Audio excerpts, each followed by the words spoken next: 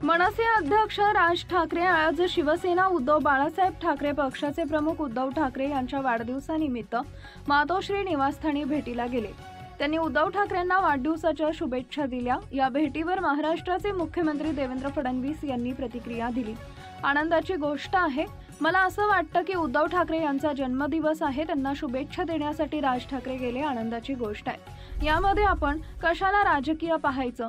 शुभेच्छा द्यायला गेले असतील तर आमच्याही उद्धव ठाकरे यांना शुभेच्छा आहेत। जन्मदिवसाच्या शुभेच्छा द्यायला जाणं यात राजकारण पाहणं योग्य नाही असं देवेंद्र फडणवीस म्हणाले।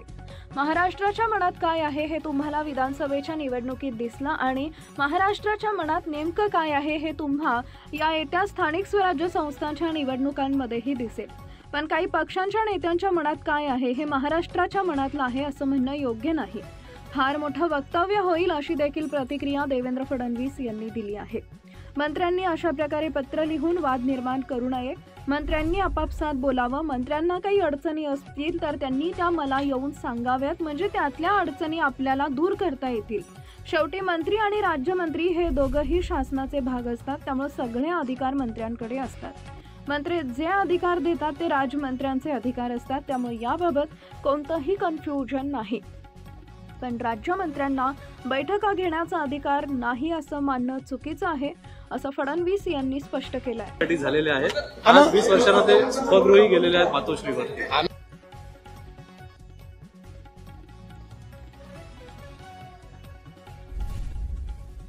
त्यांना शुभेच्छा देण्याकरता राज ठाकरे गेले, आनंदाची गोष्ट आहे। याच्यामध्ये आपण कशाला राजकीय पाहायचं काय। शुभेच्छा देण्याकरता ते गेल्यात। आमच्या शुभेच्छा आहेत उद्धवजींना, सगळ्यांच्या शुभेच्छा। त्याला काय जन्मदिवसाच्या शुभेच्छा द्यायला जाणं याच्यामध्ये राजकारण पाहणं योग्य नाहीये। सुरुवातीपासून महाराष्ट्रातल्या मनातलं घडेल असं बोललं जात होतं, अनेक लोक तर्क लावत आहेत। बघा, महाराष्ट्राच्या मनात काय आहे हे तुम्हाला विधानसभेच्या निवडणुकीत दिसलं आणि महाराष्ट्राच्या मनात काय आहे हे तुम्हाला ज्या स्थानिक स्वराज्य संस्थांच्या निवडणुका आहेत त्यातही दिसेल। आता काही पक्षाच्या नेत्यांच्या मनात काय आहे ते महाराष्ट्रातल्या मनातलं आहे असं म्हणणं काही योग्य नाही आहे। फार मोठं स्टेटमेंट होईल ते। मिसाळ यांनी ज्या पद्धतीनं आरोप केला, आरोप नाही केला, पत्र लिहिलं, राज्यमंत्री ज्या पद्धतीने म्हणतायत, कॅबिनेट मंत्री राज्यमंत्र्यांमधला वाद उघडपणे बाहेर आलेला आहे। राज्यमंत्र्यांना अधिकार बहाल करण्यासंदर्भात प्रश्न उपस्थित झाला आहे। पहिली गोष्ट तर मला असं वाटतं की अशा प्रकारे पत्र लिहून वाद तयार कोणी करू नये।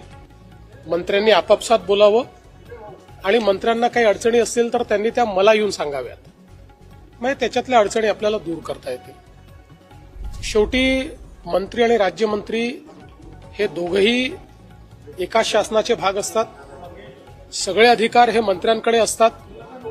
मंत्री जे अधिकार देतात ते राज्यमंत्र्यांचे अधिकार असतात।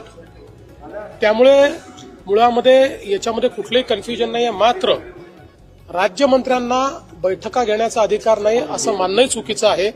राज्यमंत्र्यांना बैठका घेण्याचा पूर्ण अधिकार आहे, पण अशा प्रकारच्या बैठकांमध्ये जर काही धोरणात्मक निर्णय असतील तर ते धोरणात्मक निर्णय हे मंत्र्यांशी बोलल्याशिवाय घेता येत नाही, किंवा ते घेतले तर त्याला मंत्र्यांची मान्यता घ्यावी लागते। मला असं वाटतं की मंत्री आणि राज्यमंत्री असं दोघांनीही सामंजस्य दाखवलं पाहिजे आणि काही अडचण असेल तर माझ्याशी बोललं पाहिजे। पुणे पोलिसांनी आज एक कारवाई केली आहे, त्याच्यामध्ये जे प्रांजल खिवडकर आहे त्यांना आणि त्यांच्या सहकार्यांना अटक करण्यात आली। ते अंमली पदार्थ किंवा असं रेव पार्टी बघा, मी पण हे माध्यमातच पाहिलंय, कारण आपण स्वतः बघितलंय। मी सकाळपासून कार्यक्रमांमध्ये आहे, तेव्हा मला त्याचं ऍक्च्युअल ब्रीफिंग काही अजून घेता आलेलं नाही। पण जे माध्यमात दिसलंय त्याच्यामध्ये पोलिसांनी एक रेव पार्टी बस्ट केलेली आहे, त्याच्यामध्ये काही लोक सापडलेले आहेत, त्याच्यामध्ये काही ड्रग्ज वगैरे सापडलेले आहेत।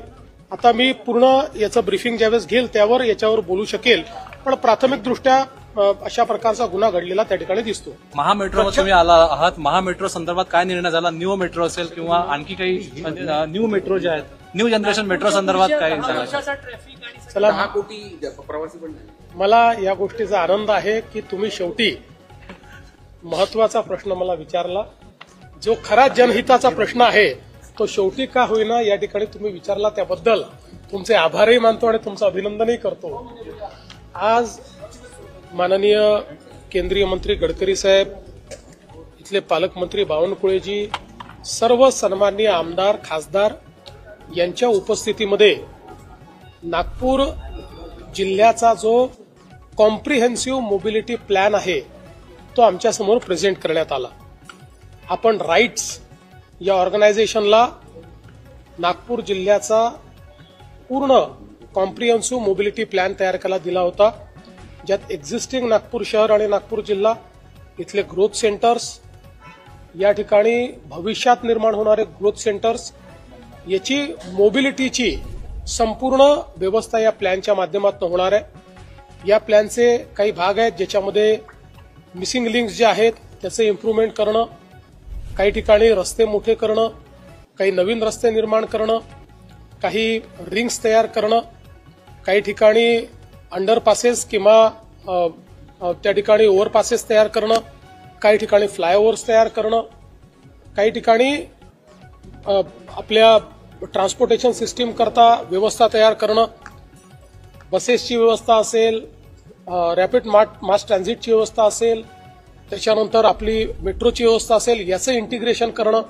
ट्रॅफिक सिग्नल्सचं इंटिग्रेशन करणं, ट्रॅफिक सायनेजेसची निर्माण करणं, फुटपाथचं निर्माण करणं, फुटपाथवर सायकल लेन्स निर्माण करणं, या सगळ्या गोष्टींच्या संदर्भात अतिशय कॉम्प्रिहेन्सिव्ह स्टडी करून पुढच्या 30 वर्षातलं जे नागपूर असणार आहे त्या नागपूरमध्ये कशा प्रकारे ग्रोथ होते आहे, त्याच्याकरता लोकांच्या मोबिलिटी करता काय काय आवश्यक असणार आहे असा खूप कॉम्प्रिहेन्सिव्ह प्लॅन या ठिकाणी तयार झालेला आहे.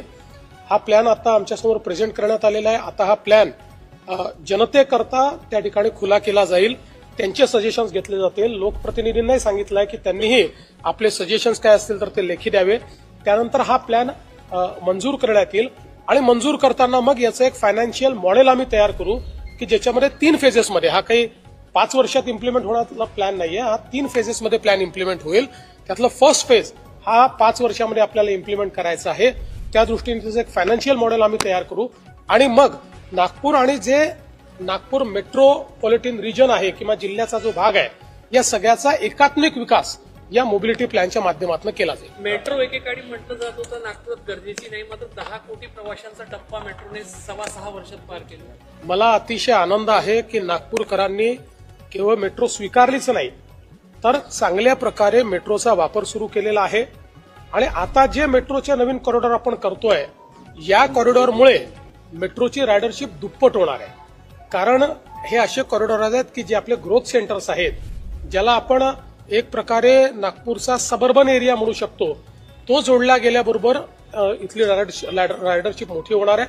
आज हाही विचार झाला की रायडरशिप अजून वाढवण्याकरता आपल्या बस सिस्टीमचं आणि मेट्रोचं एक सिम्युलेशन करून किंवा एक त्याच्यामध्ये इंटिग्रेशन करून आणि त्यातनं बस सिस्टीमला मेट्रोचं फीडर म्हणून जर वापरलं आणि काही रूट्स जे महत्वाचे आहेत याच्यावर मेट्रो आणि बस सिस्टीमचं अशा प्रकारचं इंटिग्रेशन केलं की दर 5 ते 10 मिनिटाला लोकांना ट्रान्सपोर्ट उपलब्ध असेल तर रायडरशिप मेनीफोल्ड वाढू शकते, मोठ्या प्रमाणात वाढू शकते. त्याही संदर्भात आज चर्चा झालेली. कक्षा 3 से लेकर 12वीं तक मिशन सिंदूर को लेकर एक मॉडल तैयार किया जा रहा है, क्या कैसे देखते हैं इसको आप, जिसमें ये बहुत अच्छी बात है. मिशन सिंदूर ये केवल एक मिशन नहीं है, देश को आत्मनिर्भर बनाने वाला, देश को स्वाभिमानी बनाने वाला और देश की रक्षा को पुख्ता बनाने वाला ये मिशन रहा है.